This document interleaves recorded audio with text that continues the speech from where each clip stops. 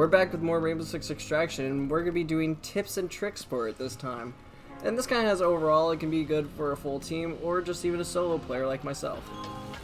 So starting with the best tip, I think, is making sure to eliminate most nests in the area before you actually hit the main objective. The nests are what spawn the enemies if the enemies howl. So making sure to destroy all the nests before you hit certain objectives is going to be best for you.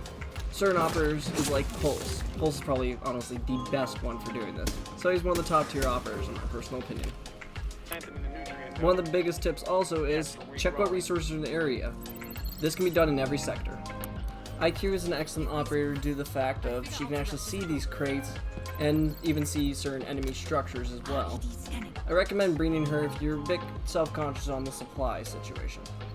Do take note though, the further you go into a sub-zone, the less supplies there will be, so it's good to grab up as much as you can. This next tip is kind of strange, but it also did surprise me. The airlocks aren't always usually safe. Most of the time, they'll have small grunts, and even rarely, sometimes they'll have smashers or apexes in them. Something to keep in mind. Now for the last section, and this is a quick video, but now we're going to go through making sure you have an exit plan. Always having an exit plan and keeping a common collective mind is going to help you get out of a lot of really sketchy situations. It's surprising how far it can get out of nowhere, even if it's in the first subzone and even the last subzone.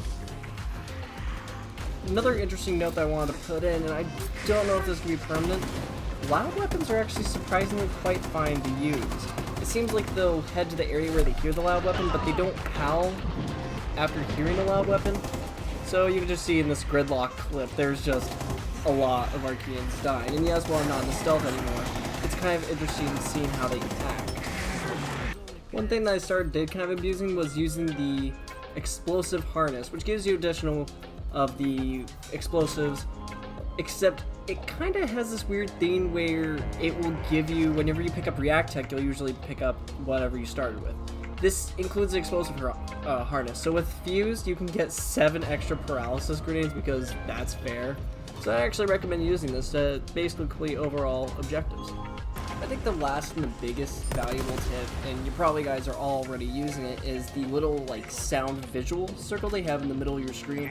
Basically, if there's something walking to your left, it will give you like a footstep notification to your left. If something is alerted, it will give you a notification.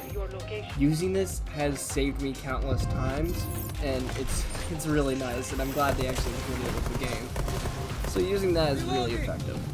Of course, there's more tips for games like this, but I think these are some of the bigger ones. And if really need be, I'll make another video. However, soon I want to get some videos about every operator too, kind of like my operator beginner guides for Rainbow Six Siege. Hopefully you guys have a great rest of your day. Peace out.